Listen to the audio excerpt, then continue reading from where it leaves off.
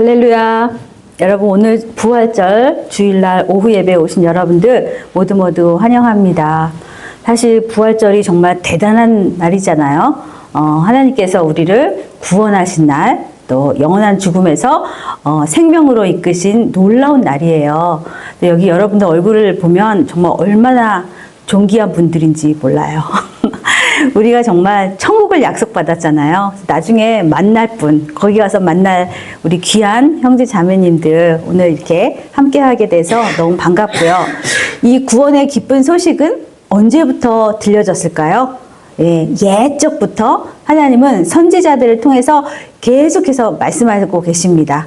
너희를 사랑한다, 구원한다. 그러나 나는 죄악을 미워한다. 그 이야기가 선지서에 계속 나와요. 오늘은 스바냐 선지서를 통해서 하나님이 뭘 말씀하시는지 우리가 아주 요점을 정확하게 알았으면 합니다. 자, 스바냐서를 보면 일단은 이름이 스바냐. 조금 헷갈리죠? 스가랴. 저도 좀 이게 헷갈렸는데 이 이름의 뜻이 뭐냐 하니까 여호와께서 숨기신다. 자, 이름이 좀 심상치 않죠? 뭐에서 숨기실까?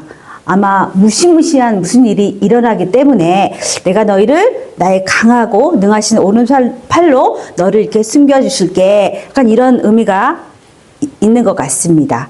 자, 그러면 무슨 일이 일어나는지는 스바냐서에 나옵니다. 자, 스바냐서 우리 1장 1절을 보면 그 배경이 나와요. 자, 우리 1장 1절 다 피셨죠? 네, 한번 읽어볼게요. 시작. 아몬의 아들 유다 왕 요시아의 시대에 스바냐에게 임한 여호와의 말씀이라.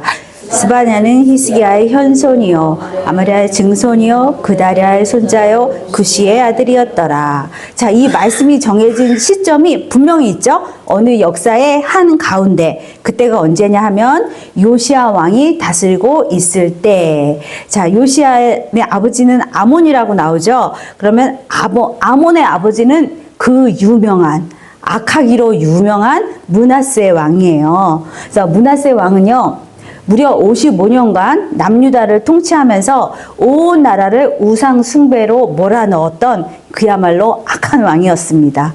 네, 그래서 이 유다를 타락시킨 그 장본인이에요. 근데 그의 손자 요시야 때가 돼서 요시야는 정신을 차렸어요. 그래서 대대적인 신앙의 개혁 운동을 합니다.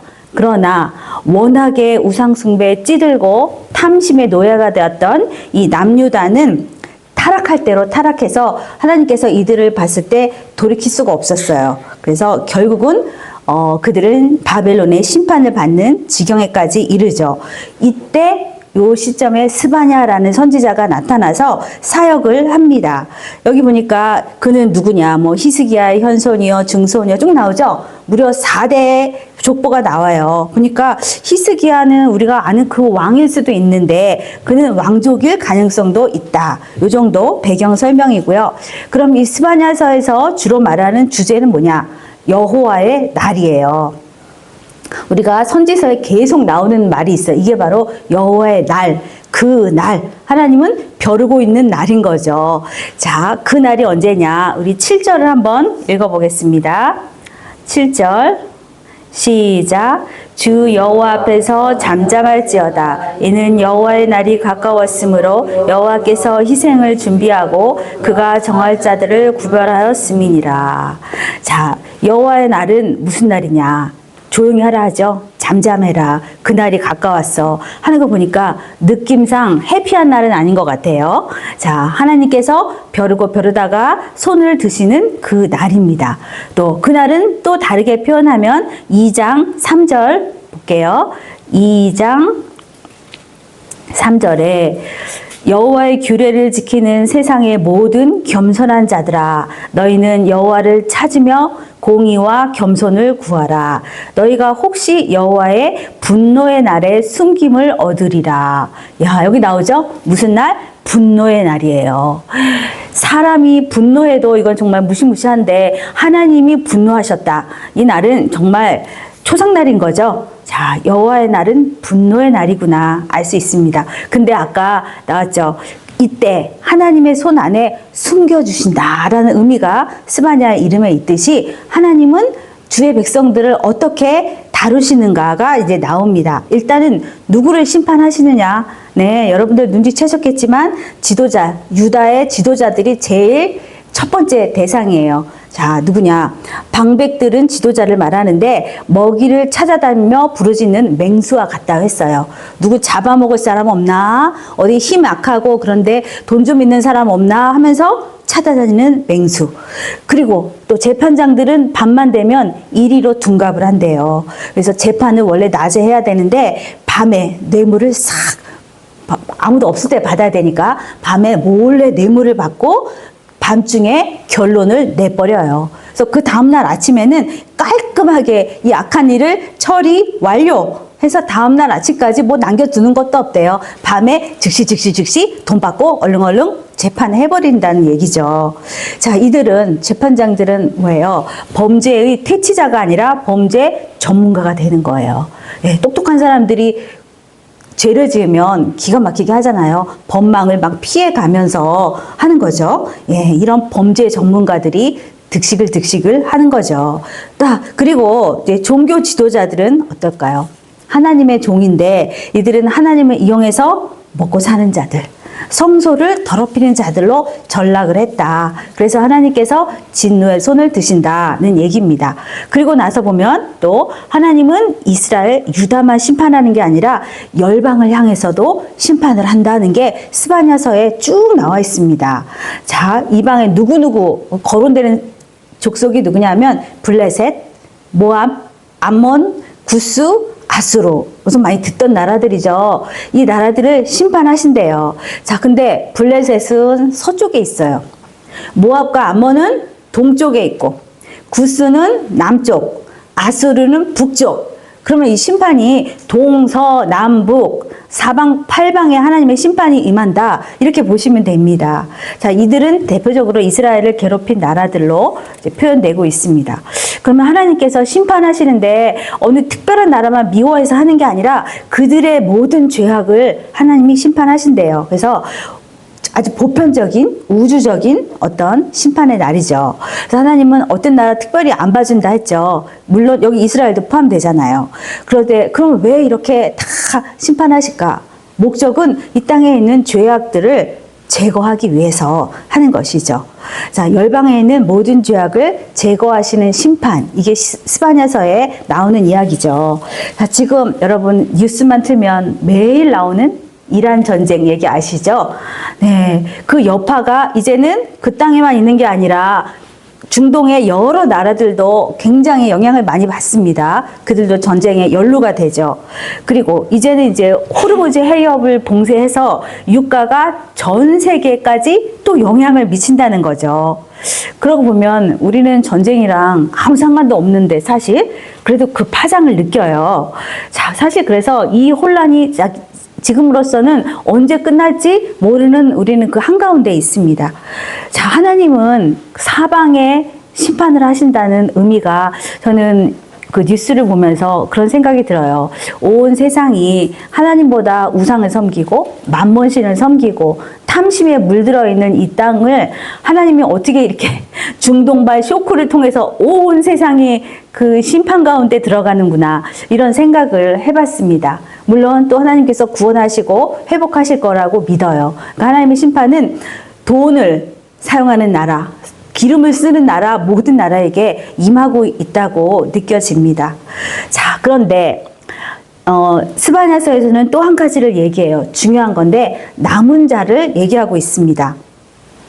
이렇게 동서사방에 심판이 임하고 있는데 기뻐하고 즐거워하는 사람들이 있대요. 네, 그들이 누구냐? 자, 우리 3장 14절 한번 찾아보겠습니다.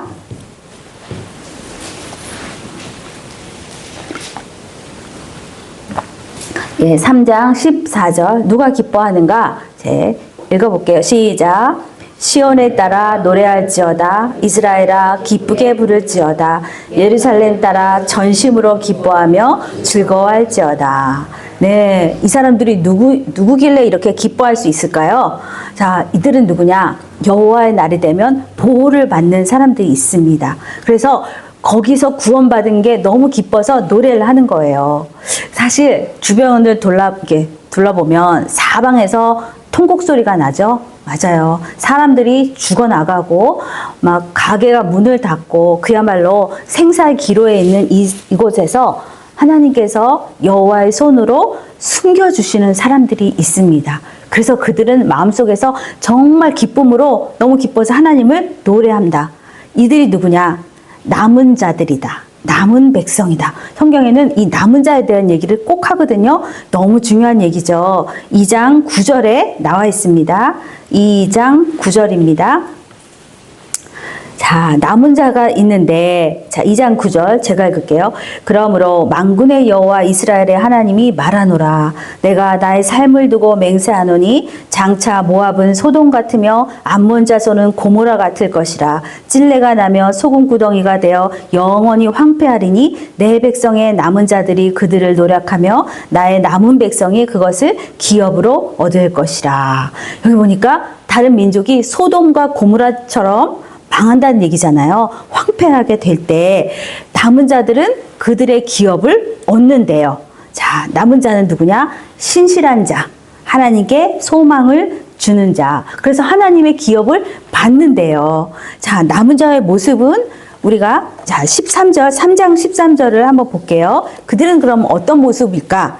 3장 13절에 이스라엘의 남은 자는 악을 행하지 아니하며 거짓을 말하지 아니하며 입에 거짓된 혀가 없으며 먹고 누울지라도 그들을 두렵게 할 자가 없으리라. 자, 이들은 일단 거짓말 안 하고 사기 안 치고 거룩하고 정직하게 산대요.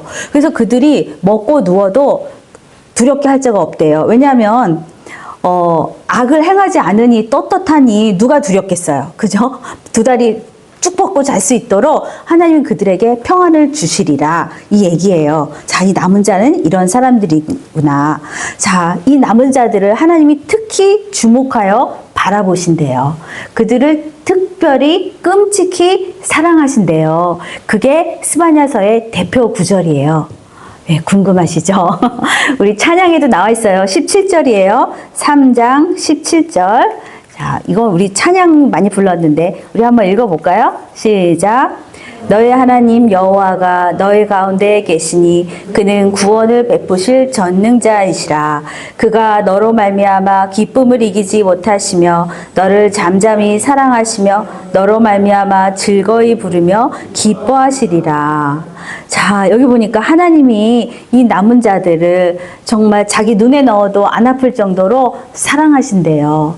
너무너무 잠잠히 바라만 봐도 너무너무 사랑하는 자들, 그들이 남은 자인 거예요.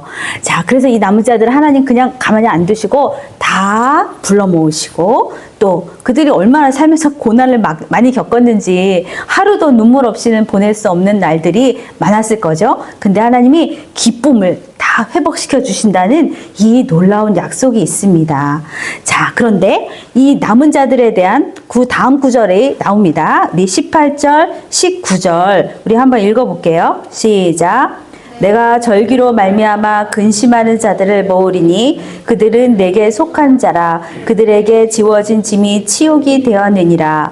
그때 내가 너를 괴롭게 하는 자를 다 벌하고 저는 자를 구원하며 쫓겨난 자를 모으며 온 세상에서 수욕받는 자에게 칭찬과 명성을 얻게 하리라. 자, 이제 남은 자가 누군지 딱 나오죠. 첫 번째, 절기로 말미암아 근심하는 자들. 이것은 이들이 포로로 끌려갔잖아요. 온 세상이 막 다 타락했는데 거기서 어떻게 절기를 지키겠어요. 예, 우리 옛날에 코로나 때 예배 못 드렸잖아요. 우리 교회는 그래도 어떻게 간신히 드리긴 했는데 진짜 이렇게 큰 교회들은 다 영상으로만 하고 예배가 뭐 1년, 2년 이렇게 중단된 적이 있었을 때 얼마나 힘들어요. 저도 막 그때를 생각하면 너무너무 마음이 힘들더라고요. 근데 이들은 뭐 몇십 년 동안 그 땅에서 포로로 살면서 하나님의 절기를 지키지 못해서 가슴이 너무 아팠던 사람들. 자, 온전히 예배를 못 드려서 힘들어하는 경건한 자들. 이들이 남은 자라는 거예요. 야, 근데 오히려 그 반대가 있죠. 가나안 신자들, 안 나가 신자들. 오히려 너무 좋아. 이거 있죠. 오히려 좋아 하면서 오히려 예배를 계속해서 안 나올 이유를 찾는 자들.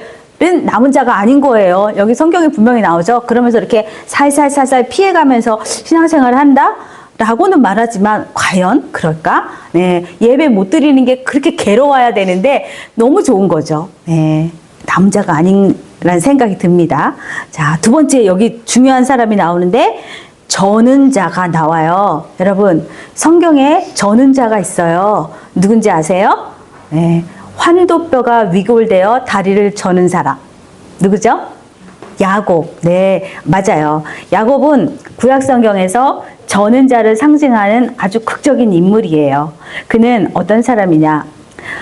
평생 자기의 꾀와 힘으로 승리하며 살았던 인물이죠. 근데 그렇게 살아봤는데 인간적으로 수단, 뭐 여러 가지 다 써봤는데 이제 한계를 철저히 깨닫게 된 인생이에요.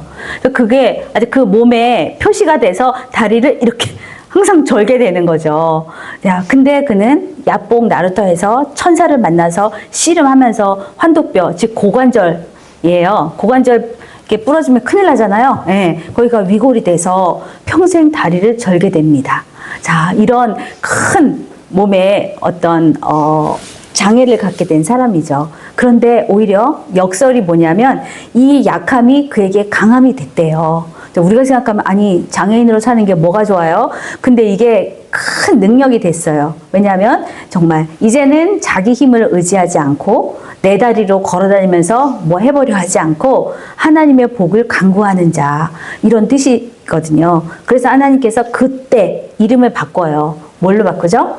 이스라엘. 우리가 그렇게 맨날 얘기하는 그 이스라엘이 야곱이에요. 야곱은 저는 자였기 때문에 이스라엘이 됐다라는 것이죠. 자, 하나님께서 그럼 저는 자를 구원하신다는 그 말은 야곱같이요, 자기 힘이 다 꺾이고 쩔뚝거릴 수밖에 없는 이 연약한 상태에 이른 자를 비로소 하나님은 자기 백성으로 온전히 세운다는 의미입니다. 네, 혹시나 내 삶에 뭐 여러 부분에서 건강이라든가 아니면 또 재정적으로 아니면 뭐 가정적으로 이렇게 저는 자가 될 수밖에 없는 우리들이 많이 있어요. 우리 인생이 다 그렇거든요. 근데 하나님은 그 안에 큰 축복을 내가 준다. 그래서 저는 자, 일로 와. 내가 다 모아서 내 백성으로 너희를 축복할게. 이렇게 말씀하고 계십니다. 자, 그리고 그 다음 절에는 누구 나오냐면 쫓겨난 자가 나오죠. 쫓겨난 자를 모으며 온 세상에서 수욕받는 자에게 칭찬과 명성을 주시라. 쫓겨난 자. 자, 여기 우리가 보면 또 쫓겨난 자 누구 기억나시죠? 형제들에게 버림받고 외국 땅으로 쫓겨난 자 누구예요? 네, 요셉. 맞아요. 진짜 억울하죠. 정말 큰 잘못도 없는데 자기 공동체 가족에게서 밀려난 거예요. 그것도 17살 그 어린 나이에. 그래서 쫓겨난 자의 전형이에요, 요셉은. 자, 그는 뭘 경험했는가 하면 버려짐과 소외를 경험한 거예요. 자, 형들의 미움을 받아서 구덩이에 던져지고 그래서 이집트로 팔려간 인생이죠. 자, 이거 보면 가족이라는 그 울타리가 얼마나 소중해요. 근데 거기서 그냥 강제로 쫓겨나서 이방 땅에서 죄수 신분으로 그냥 밑바닥까지 떨어진 이 인생, 이런 사람이 쫓겨난 자예요. 네, 저도 갑자기 생각난 거는 어떤 유튜브에서 제가 목사님한테 얘기했는데 베트남인가 어떤 여자가 정말 젊은 20대 여자가 애를 둘을 데리고 노점에서 장사를 하는 거예요. 무슨 계란빵인가 뭐 이런 거를 만들어가면서 하는데 너무 얼굴이 밝아요. 근데 막 열심히 막 장사를 하는데 보니까 큰 애가 요만한데 남자애가 얘가 무슨 병이 있어요. 그리고 하나 또 업고서 이렇게 막 장사를 하는데 어떤 사람이 와서 막 인터뷰를 하면서 저한테 이거 빵 좀 달라고. 그럼 그 대신 제가 돈으로 말고 초상화를 그려줄게요. 그랬더니 그러라고. 근데 착해요. 돈도 안 낸다는데 그러시래요. 그래서 얼굴 밝아서 그리면서 물어본 거예요. 남편은 어디 갔냐고. 그랬더니 사실은 자기 2번이나 이혼 당했대요. 첫 번째 남편, 큰애는 이제 첫 번째 남편의 애겠죠. 근데 걔가 아주 좀 불치병으로 앓고 있어서 수술비도 많이 들고 하니까 쫓겨난 거죠. 이혼을 당한 거죠. 그래서 애 데리고 나왔어요. 근데 또 할 수 없어 두 번째 결혼을 했는데 거기서도 시어머니랑 가족들이 난 이 애를 받을 수 없겠다. 그래서 결국은 또 쫓겨나서 이제는 진짜 애 둘 데리고 길거리에 나와서 이거를 팔고 있는 모습에 너무너무 이제 저도 마음이 아픈데 이 사람이 그 자리에서 그냥 빵값 보낼게요 하면서 계좌번호로 쏘는 거 외국 사람인데 그 자리에서 쏘더라고요. 950만 원. 그래서 제가 그 여자 갑자기 막 울음을 터트리는 거예요. 그러니까 이걸로 이거에 수술해 주세요. 이렇게 하는 영상이었어요. 그래서 저도 너무너무 이제 기쁘기도 하지만 그 여자는 쫓겨난 자잖아요. 울타리 하나 없이 하루 벌어 하루 사는데 짐은 또 애가 둘이에요. 얻고서 장사를 하는 그 얼굴에 그러니까 누군가가 이렇게 은혜를 베푸는 거를 제가 보면서 정말 마음이 따뜻해지면서 그래도 나중에는 막 펑펑 울면서 이제 끝나는데 제가 거기서 보면 이 쫓겨난 자의 마음은 겪어보지 않은 사람은 모를 거죠. 그죠? 근데 요셉이 이렇게 쫓겨난 사람이에요. 그런데 누군가 이 쫓겨나서 너무 힘들게 가정의 울타리도 아무것도 없는 곳에서 사는 심정을 아는 누군가가 이 사람을 구해주는 것처럼 하나님께서 이렇게 밑바닥을 경험한 사람을 구원해 주신대요. 자, 그러면서 그냥도 아니고 이제 회복과 명성을 주신다. 하나님은 그 쫓겨난 요셉을 다시 불러서 이집트의 총리로 세우셨습니다. 그래서 19절 약속이 이렇게 나오죠. 온 세상에서 수치와 미움을 받던 요셉이 결국은 칭찬과 명성을 얻고 가족의 축복의 통로가 됐다는 것입니다. 이렇게 하나님께서는 요셉처럼 억울하게 밀려난 사람들, 소외된 자들을 다시 어디로? 센터로, 중심부로 이렇게 부르시는 거예요. 그리고 그들의 명예를 회복시켜 주시는 겁니다. 자, 이제 보니까 스바냐 3장 19절의 약속은 이거예요. 야곱과 요셉의 삶을 통해서 이미 하나님이 일하시는 방법을 우리가 본 거예요. 하나님은 이렇게 일하시는구나. 그냥 남을 집 밟고 올라가서 막 그렇게 하는 사람들이 아니라 하나님은 이 남은 자들을 이런 식으로 회복시키신다. 내 교만이 이제 꺾여서 쩔뚝거릴 때 하나님이 나의 능력이십니다. 라는 정말 진정성 있는 고백을 하게 되겠죠. 또 쫓겨났어요. 사람들에게 버림받고 밀려나서 너무 대책이 없는데 하나님이 나를 들어서 쓰신다. 이것이 하나님의 방법이라는 것입니다. 자, 이제 마무리하면 남은 자들이 누굴까요? 이렇게 신실하게 끝까지 하나님을 붙드는 자들이 남은 자들입니다. 이들은 여호와의 날, 심판의 날, 그날을 임할 때 숨김을 없는 자들이에요. 하나님의 그 크신 은혜로운 손길 아래서 숨김을 받는다. 즉 죄와 사망에서 심판에서 우리를 숨겨주신다는 것입니다. 자, 이제 20절을 맨 마지막 절 한번 볼게요. 아까 봤지만 제가 읽을게요. 내가 그때 너희를 이끌고 그때 너희를 모을지라. 내가 너희 목전에서 너희의 사로잡힘을 돌이킬 때 너희에게 천하 만민 가운데서 명성과 칭찬을 얻게 하리라. 여호와의 말이니라. 이 하나님의 약속이 우리에게도 있습니다. 자, 이 21세기를 살아가는 우리는 어떤 남은 자의 모습을 가져야 할까요? 일단 첫째, 남은 자는 삶이 고달파요. 사실 너무 힘들겠죠? 저는 자, 쫓겨난 자, 슬퍼하는 자, 뭐가 기쁠 일이 있겠어요? 일단 첫째는 힘들다고 하나님을 원망하지 말아라. 맞아요. 우리 입에서 한번 원망이 나오기 시작하면 한두 끝도 없죠? 원망하지 말아라. 또 그렇다고 너희 세상과 타협하지 말아라. 남들도 다 죄 지어요. 그렇게 살아요. 이렇게 살지 말라는 거죠. 또 우리 각자에게 있을 신앙의 성장, 그것도 포기하지 말아라. 성장해야지 하나님의 자녀답게, 이 말씀이죠. 그리고 또 복음 붙들고 끝까지 사명을 완수하며 살아라. 이것이 남은 자에게 하나님께서 부탁하시는 겁니다. 이제 우리 생명예비 센터교회 우리 성도들, 우리가 모두 남은 백성으로서 우리의 정체성을 항상 깨닫고 살아가시기 바랍니다. 그래서 결국은 그날에 칭찬과 명성을 얻는 우리 모두 그러한 주의 백성이 되시기를 주님의 이름으로 부탁합니다.